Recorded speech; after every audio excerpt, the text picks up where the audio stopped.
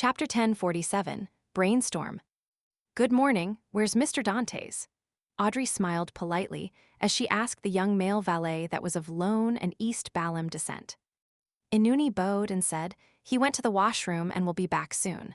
Honorable lady, do you wish to wait here?" "All right." Audrey found a single-seater and sat down, with all sorts of thoughts running through her mind. Frankly speaking, if she only had to deal with H. Rambus, she had already come up with a concrete plan. It was to hypnotize herself in advance. When H. Rambus came to gather feedback, she would activate the world Jayaman Sparrow's charm without any ill intent. Then, she would work with the crazy adventurer to hunt the demigod. Humph, in order to ensure that there aren't any problems, I can also make a request to Ma'am Hermit for help. She's already a demigod and can lurk in the darkness. She can then combine forces with Mr. World at the critical moment. That way, H. Rambus likely wouldn't be able to escape. Audrey pursed her lips as she held back from grinding her teeth. As for how the hermit was to come to Backland, she didn't find it problematic.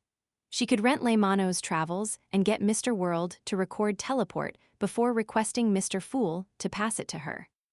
But this way, even if H. Rambus didn't manage to escape, the psychology alchemists would have ample reason to suspect that the murderer was the last person the demigod had interacted with, Audrey herself.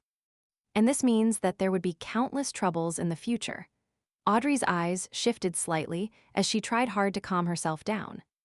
At that moment, the white side-burned and elegant Dwayne Dantes returned from the washroom. He smiled and greeted the noble lady who was waiting for him. After letting his valet, Inuni, guard the door, this tycoon looked around before finally turning his gaze to Audrey. "You seem to have encountered some difficulty." Audrey didn't interpret Mr. World's actions and replied frankly, "Yes." She gave a description of what she had encountered and said, "What should I do to solve the problem?" What she really meant was how she could avoid leaving behind any remnant problems for the future. Klein smiled and said, "Why don't you discuss it with the two ladies?" "That's right, like Mr. Moon, we can request for a private mini-gathering. Oh, Judgment Zio, the Magician Fours will definitely participate. Apart from them, I can also invite Mr. World, Mr. Hanged Man, Ma'am Hermit, Mr. Moon. I can count him out." Audrey felt excited for some baffling reason. At this moment, she felt as though she wasn't fighting alone. "I understand," Audrey nodded with a smile. She then thought of another problem and quickly took the opportunity to ask, "H. Rambus has made me no longer reject the princes and praise them in front of my parents. What's his motive?" Klein thought for a moment and said, "Perhaps it's to show some kind of friendliness on the surface. It's to rope in your father and make a hint to the Church of Evernight behind him. Regardless of the king's secret, whether it succeeds or not, he will definitely need at least one Orthodox church's support so as to reduce the opposing forces." "Is that so?" Audrey didn't really reject Mr. World's explanation. This was the politics she was familiar with if she stripped off the outer shell that involved beyonder powers. She didn't stay any longer and returned to her own office. After settling her daily affairs, she grasped her afternoon break and prayed to Mr. Fool and applied for a mini-gathering to be convened. Above the endless grayish-white fog, dark red beams rose up around the long bronze table. Audrey looked around, stood up, and curtsied to the other members. "Everyone, I have something I wish to hear from you." "It sounds urgent," Alger nodded gently and replied. Audrey sat down and said, "Yes." She then looked at Zio and Force. "I met H. Rambus this morning. He hypnotized me to do two things for him and to forget his appearance. Fortunately, I was quite careful and cautious. I quickly discovered something odd, and thanks to Mr. Fool's blessings, I remembered everything. One of the things H. Rambus asked me to do was to arrange for a meeting with Miss Magician and Miss Judgment and take the opportunity to hypnotize them. I'll then obtain intel on the instigator for the actions they had recently taken and also get them to leave Backland as quickly as possible." What? Fours was originally worried about Miss Justice's safety, but she never expected things to make one rotation before coming back at her and Zio. To think they targeted Miss Audrey. It's really hard to guard against them. She's targeted by a demigod. After a moment of shock, Fours felt more astonished and afraid. She couldn't help but look at her friend and saw Zio sitting calmly, but her hands had unconsciously clenched into fists.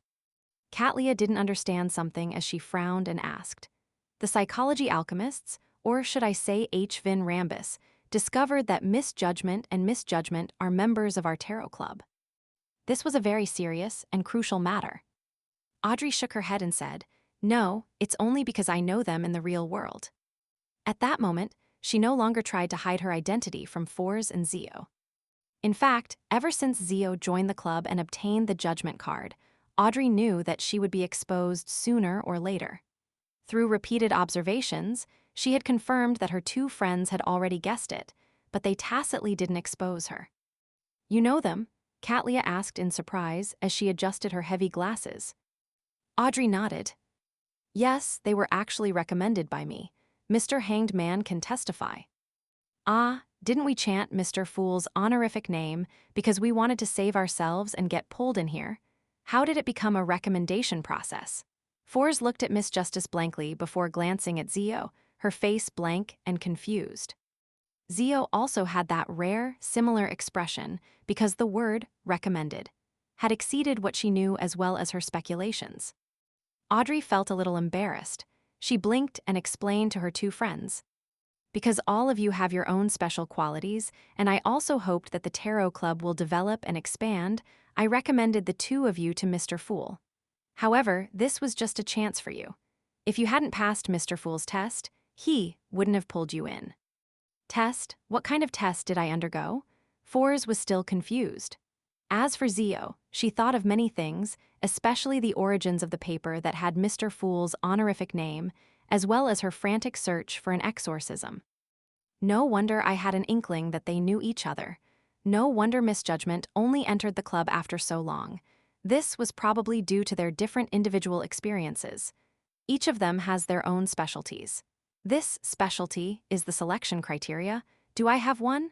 Katlia came to a realization as she came up with a theory.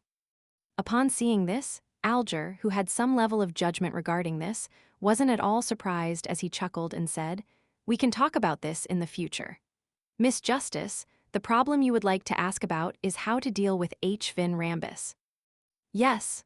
Audrey returned to the topic and asked seriously, "If we not only have to deal with H. Vin Rambus, but AW the psychology alchemists from suspecting me, what should I do?"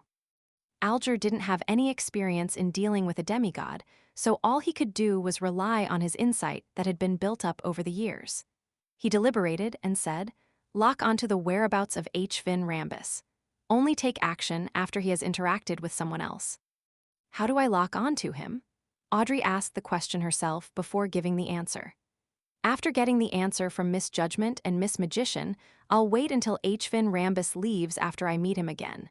Then, I'll recite Mr. Fool's honorific name and ask him to cast his gaze on the demigod. Theoretically, it's possible. My true vision above the gray fog has a radius of nearly 10 kilometers. As long as H. Vin Rambus doesn't know teleport, I can confirm his location and trajectory for a short period of time. Then, I can return to the real world and directly teleport over. This will require the help of divination.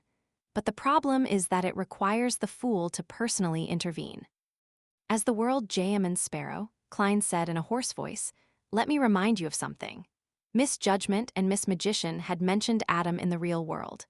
The psychology alchemists originated from the ruins of Hermes, who is a member of the Twilight Hermit Order.